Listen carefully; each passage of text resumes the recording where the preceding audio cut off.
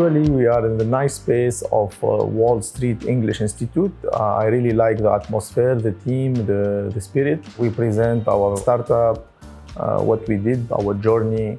I was surprised about the quality of the students, the quality of the question.